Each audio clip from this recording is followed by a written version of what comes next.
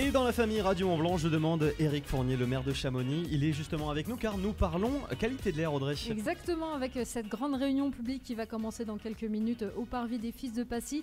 Éric Fournier a fait le plaisir de s'arrêter un petit peu pour répondre à nos questions. Éric Fournier, vous êtes donc maire de Chamonix, président de la communauté de communes de la vallée de Chamonix.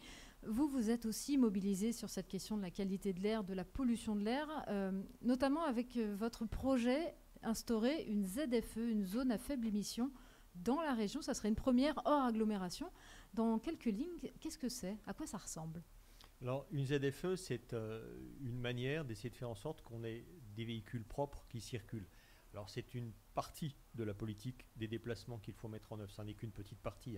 La première des choses, évidemment, et on en parlera ce soir, c'est un développement complémentaire des transports collectifs et notamment du ferroviaire que nous appelons de nos voeux et qui a pris dans la basse vallée de l'Arve beaucoup de retard. Donc on va parler de cela, des engagements respectifs qui sont pris par l'État, par la région et par le département sur ce sujet, et puis des problèmes qu'on a, parce qu'il y en a, notamment avec SNCF Réseau sur le développement de cette ligne. La ZFE, c'est qu'une mesure complémentaire, mais qui permet d'accompagner, en tout cas c'est comme ça qu'il faut la prévoir, les particuliers, les artisans, les gens qui ont besoin de changer de véhicule pour aller vers des motorisations moins polluantes. C'est un outil qui a été mis en œuvre dans un certain nombre de villes françaises, avec un succès, on va dire, mitigé selon les secteurs. Et nous, pour qu'il y ait plein succès, il faut vraiment faire en sorte que ça soit un outil qui soit au service des habitants. On est un site touristique, il ne faut pas en clair qu'on voit passer le 4x4 touristique qui passe à travers et que l'habitant soit pénalisé. Donc c'est cela dont nous avons, avec les autres présidents de communautés de communes, parce que c'est une initiative qui est collective, et avec le département et la région, la nécessité de faire avancer. C'est ce sujet-là. Alors il y a plein de mesures qui peuvent être proposées, des mesures de conversion du parc, puis il y a des mesures qui peuvent être aussi liées, par exemple, à des choses qui sont très efficaces à court terme pour la réduction des émissions polluantes liées au transport.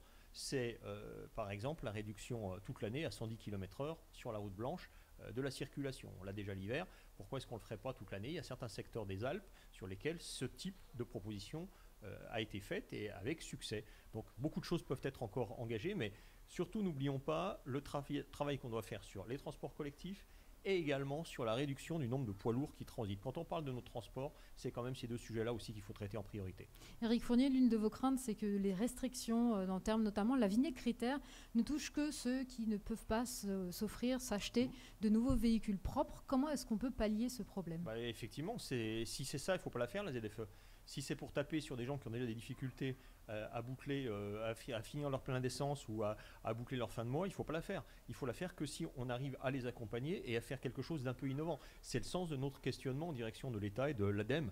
Donc est-ce qu'on va avoir un moyen réglementaire de le faire ? À mon sens, c'est possible. Et sinon, dans le pire des cas, on n'appellera pas ça ZFE, mais on fera à notre sauce ce qu'il faut pour améliorer aussi le problème lié au transport dans la vallée. À partir de lundi, le tunnel du Mont Blanc fermera pendant 3 semaines. Beaucoup se disent « ouf, on va pouvoir respirer ».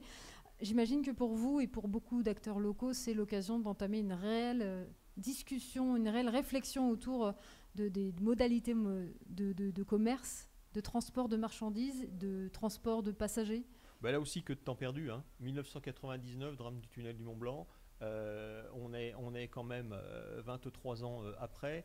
À l'époque, on parlait de la liaison transalpine en disant qu'il fallait la faire pour 2010. Si on l'avait faite, je rappelle que la liaison transalpine entre, alors on appelle ça Lyon-Turin, mais ça c'est pas le Lyon-Turin, c'est entre la péninsule ibérique et l'Europe centre-orientale. C'est 1 million de poids lourds en moins sur nos routes.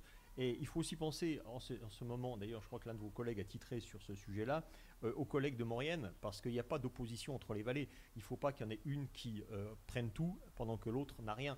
Il faut qu'on ait un travail qui soit beaucoup plus en solidarité sur ces sujets-là. Là, en l'occurrence, le tunnel du Mont Blanc, il est de 1965, donc c'est la vallée de l'Arve, c'est la vallée de Chamonix qui souffre quand il y a trop de camions, mais c'est une politique effectivement de long terme qu'il aurait fallu déjà engager.